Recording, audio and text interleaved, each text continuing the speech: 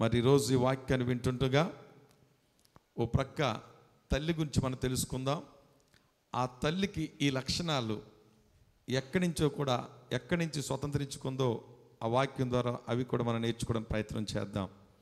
దయచేసి గమనించండి. ఈ మదర్స్ డే అనే దాన్ని మొట్టమొదటిగా ప్రారంభించినటువంటి ఒక యువతి, ఆమె పేరు అన్నా జార్విస్.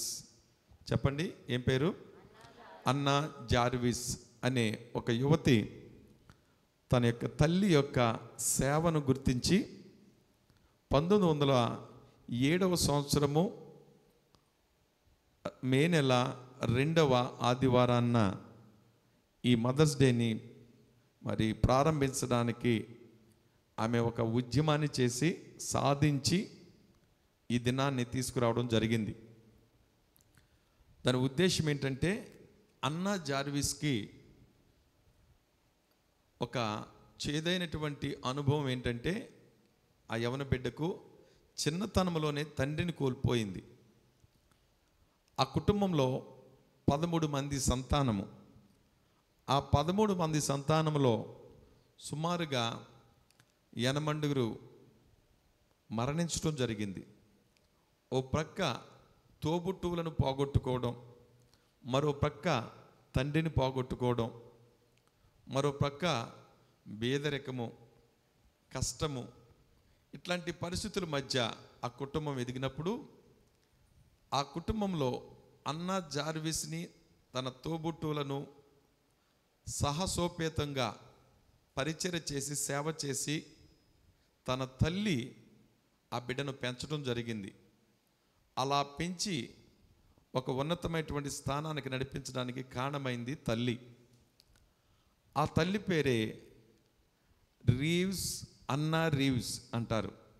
అన్నా రీవ్స్ అనేటువంటి ఆ తల్లి ఒకప్పుడు సండే స్కూల్ టీచ్ చేస్తూ ఉండేది.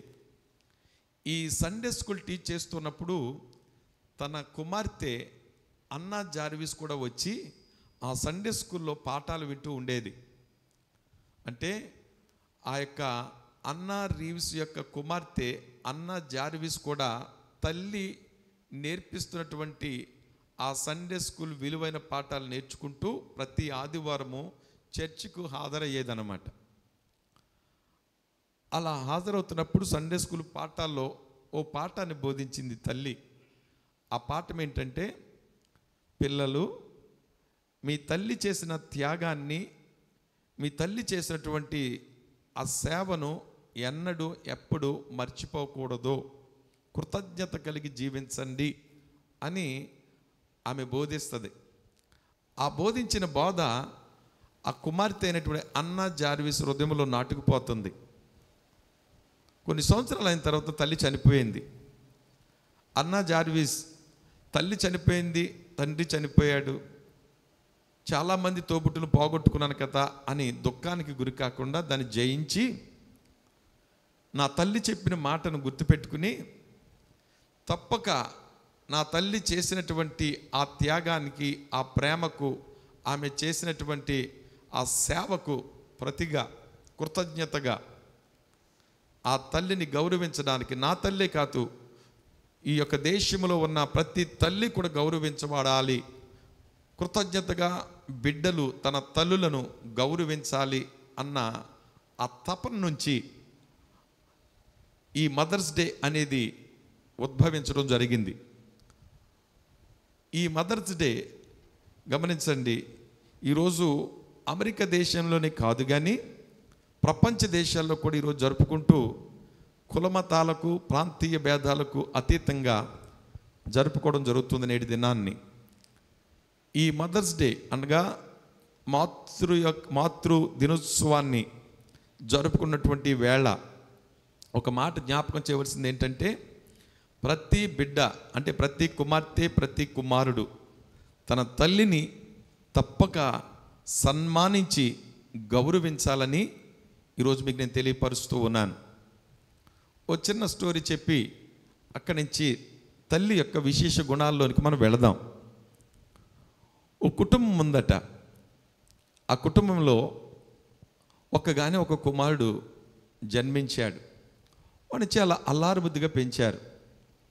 ఎంత అల్లారుముద్దుగానంటే ఏది కావలసి వచ్చినా ఆ మంచం దగ్గరికి తీసుకొచ్చేవారట.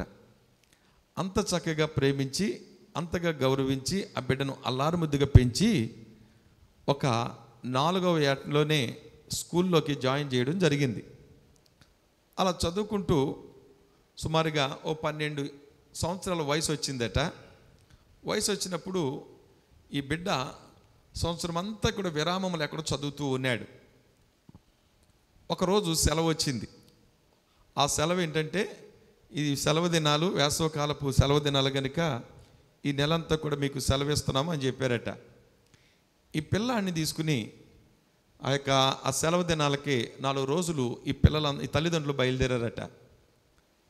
చక్కగా వెళ్ళి, నా బిడ్డ కష్టపడి చదివి ఖాళీ లేక విరామం లేకుండా చదువుతూ ఉన్నాడు, ఒక 2 రోజులు, ఒక 3 రోజులు ఓ చక్కగా ఆనందంగా బయట గడిపొద్దామని తీసుకుని వెళ్ళి అన్ని అందచందాలు జరిపించి మళ్ళా ఇంటికి తీసుకొచ్చి మిగిలినటువంటి రోజుల్లో ఇంటి దగ్గర గడపడానికి ఆ కుటుంబం గడుపుతూ ఉందట. ఇప్పుడు ఆ తల్లి ఇంట్లో ఏం చేస్తుందంటే వంట పని చేస్తుంది.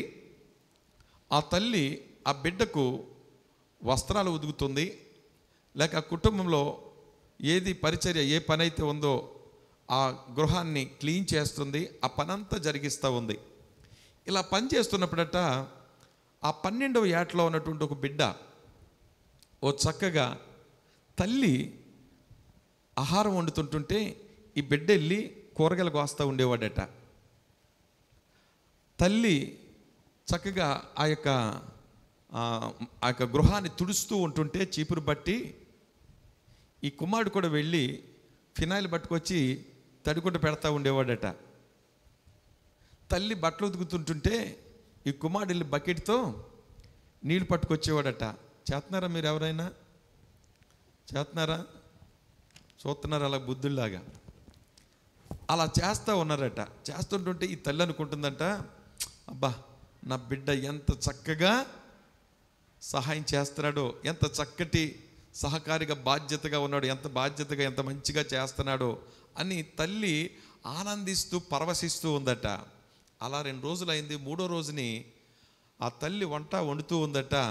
ఆ ప్రక్కన కూర్చుని ఒక కాగితం తీసుకుని పెన్న తీసుకుని రాస్తూ ఉన్నాడంటే ఏంటో. మీరు కూడా వాక్యం అనుకోండి రాస్తూ ఉంటారు కొన్నిసార్లు కదా. అలా రాస్తూ ఉన్నాడట. ఏంటి రాస్తున్నాడు ఈ బిడ్డ అని చెప్పి ఆ తల్లి అలా దృష్టించింది. కానీ ఏదో రాస్తున్నాడులే అనుకుంది. ఓ లిస్ట్ రాసుకొచ్చాడు. రాసుకొచ్చి అమ్మకి ఇచ్చాడట. అమ్మ ఈ లిస్ట్ తీసుకో అని.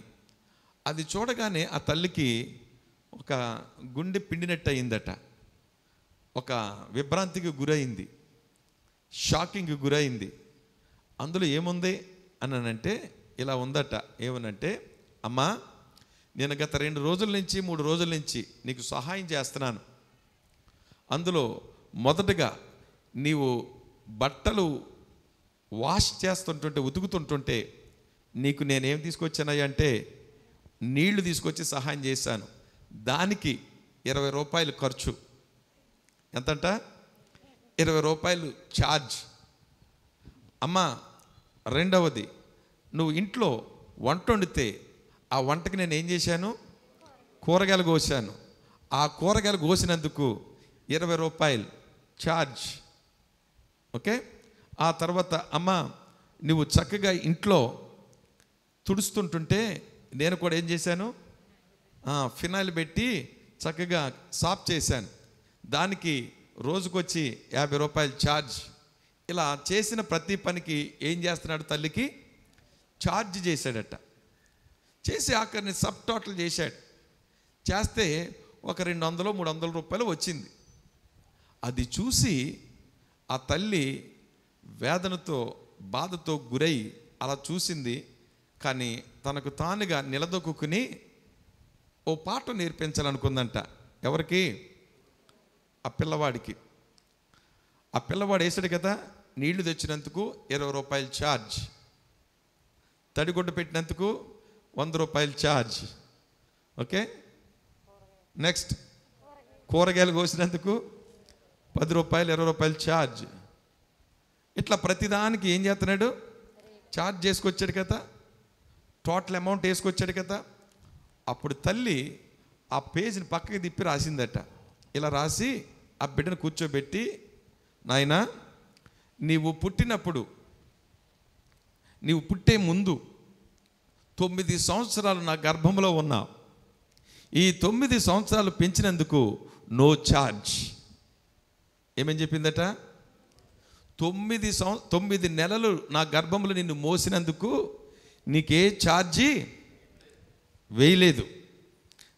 నెంబర్ 2, నువ్వు పుట్టిన తర్వాత కెవ్వుమని అరుస్తుంటుంటే, ఏడుస్తుంటుంటే నీ ఏడుపుకు తీర్చడానికి, నీ కడుపు బాధ తీర్చడానికి నా రొమ్మును నీకు ఇచ్చి, నా పాలు నీకు పంచి, నిద్ర లేకుండా రాత్రి పగలు నిన్ను ఏం చేశాను?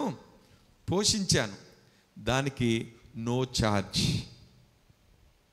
3, నీకు కోవిడ్ వల్లనో లేకపోతే వాతావరణ ప్రతికూలత వలనో నీకు అనారోగ్యం వస్తే, ఆ అనారోగ్యాన్ని బట్టి వెంటనే నిన్ను ఒక హాస్పిటల్కి నా సొంత కాళ్ళతో నడుచుకుంటూ వెళ్ళి, మోసుకుంటూ వెళ్ళి నీకు వైద్యాన్ని అందించాను.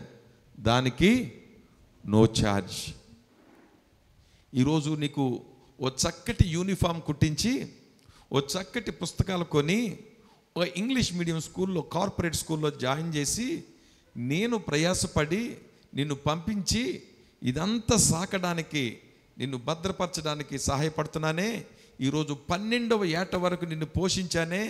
దీనికి నో ఛార్జ్. ఇలా రాసుకుంటూ no charge, no charge, no charge అంటూ తల్లి వచ్చింది. పిల్లోడు ప్రతిదానికి ఛార్జింగ్, ఛార్జింగ్, ఛార్జింగ్ అంటూ వచ్చాడు. నేడు సమాజంలో కూడా కొంతమంది పిల్లలు ఈ విధంగానే ఉన్నారు.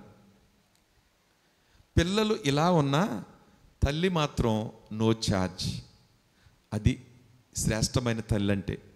ఈరోజు సమాజానికి ఓ విలువైన సందేశాన్ని అందించాలని ఆశిస్తూ ఉన్నాను. అందించే ముందు ఒక ప్రశ్న. ఆ ప్రశ్న ఏంటంటే, లోక సంబంధంగా తల్లులు ఉంటారు, 2 ఆత్మ సంబంధంగా తల్లులు ఉంటారు. నేనేమంటానంటే, నీవు ఈ వాక్యాన్ని వింటున్నప్పుడు లోక సంబంధమైన తల్లివా లేక వాక్య సంబంధమైన తల్లివా?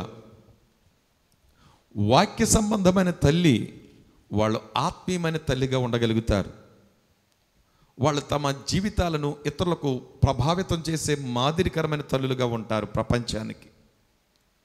శారీరకమైన తల్లులు అంతంత మాత్రాన్ని జీవిస్తూ వాళ్ళ వల్ల సమాజానికి అంతగా ఉపయోగం ఏమీ ఉండదు. ఈరోజు మిమ్మల్ని అడుగుతున్న ప్రశ్న ఏంటంటే, ఎంతమంది ఆధ్యాత్మికమైన తల్లులుగా ఉండాలని ఆశిస్తున్నారు? తల్లులుగా ఉన్నవారు, తల్లులు కాబోతున్నవారు ఎంతమంది ఆధ్యాత్మికమైన తల్లులుగా ఉండాలని ఆశిస్తున్నారు? దేవుడు మిమ్మల్ని దీవించునుగాక. ఓ తల్లికి ఉన్న ఓ విలువైనటువంటి శ్రేష్టమైనటువంటి 5 గుణాలు ఈ మదర్స్ డే రోజున మీకు తెలియపరచాలని ఆశిస్తూ ఉన్నాను. ఈ 5 గుణాలు చదువుతున్నప్పుడు ఓ ప్రక్క మీరు తెలుసుకోవాల్సిన సత్యం ఏంటంటే, ఈ శ్రేష్టమైన తల్లికి ఈ గుణాలు ఎలా సంక్రమించాయి, ఎలా వచ్చాయి అని కూడా మనం చూస్తే, ఈ 5 గుణాలు కూడా ఎక్కడి నుంచి వచ్చినాయి తెలుసా మీకు? దేవుని దగ్గర నుండి ఎవరి దగ్గరకు వచ్చినాయి? తల్లికి సంక్రమించాయి. ఇది వాక్యంలో ఈరోజు మన పాఠం. ఈ మదర్స్ డే రోజున తల్లి విశిష్టత, ఆ తల్లిలో ఉన్నటువంటి విలువైన ఒక 5 లక్షణాలు, ఆ లక్షణాలని మనం చదువుతున్నప్పుడు ఆ లక్షణాలు మన దేవుని దగ్గర నుండి స్వతంత్రించుకున్నదని, ఈ సత్యాన్ని మీరు అందరూ తెలుసుకోవాలని మనం చేస్తున్నాను. మొదటి లక్షణం, తల్లి యొక్క విశిష్టతలో మొదటి లక్షణం ఏంటంటే, బిడ్డకు జన్మనిచ్చేది. బిడ్డకు జన్మనిచ్చేది. తల్లి, mother always gives a birth to the child. తల్లి బిడ్డకి ఏమిస్తుంది? జన్మనిస్తుంది. ఆలోచించేయండి, ఓ బిడ్డను కనాలన్నా, ఆ బిడ్డకు జన్మనివ్వాలన్నా, ఆ బిడ్డను గర్భములో ఏం చేయాలా? మోయాల. ఆలోచన చేయండి. ఆ బిడ్డను మోస్తున్నప్పుడు ఆ బిడ్డ కడుపులోనికి ఆ యొక్క వచ్చినప్పుడు ఎన్ని రకాలైనటువంటి బలహీనతలు, అనారోగ్యాలు, సమస్యలు, నీరసము, కొన్నిసార్లు కొన్ని కుటుంబాల్లో కరువు, ఇరుకులు, ఇబ్బందులు ఎదురవుతున్నప్పుడు ఓ ప్రక్కన అన్నిటినీ ఎదుర్కొంటూ ఈ 9 మాసాలు కూడా ఈ బిడ్డను ఏం చేయాలి? తల్లి మోయాలా, భరించాలా? ఆలోచన చేయండి. ఇలా భరించి మోసి చివరికి ఆ బిడ్డను ఏం చేస్తుంది? ఆ తల్లి భూమి మీదకి జన్మనిచ్చే తల్లిగా ఉంటుంది. ఆలోచన చేయండి. ఈ జన్మ, ఈ తల్లి ఇన్ని కష్టాలు భరించి జన్మ ఈ బిడ్డకి ఎందుకు ఇవ్వాలా అని ఆలోచిస్తే, మొట్టమొదటగా జన్మనిచ్చింది ఎవరయ్యా అంటే దేవుడు మన జీవితాలకే జన్మనిచ్చాడు. దేవుడే మనను సృష్టించాడు. అందుకనే ఆ తండ్రి సృష్టించినటువంటి ఆ సృష్టిలో మనకిచ్చిన ఓ జన్మ, ఆయనే మనకు తల్లి ఏ విధంగా జన్మనిచ్చిందో ఆ విధంగా ఆయనే మొట్టమొదటిగా ఈ భూలోకంలో మనిషిని ఏం చేశాడు? ఆయన జన్మింప చేశాడు.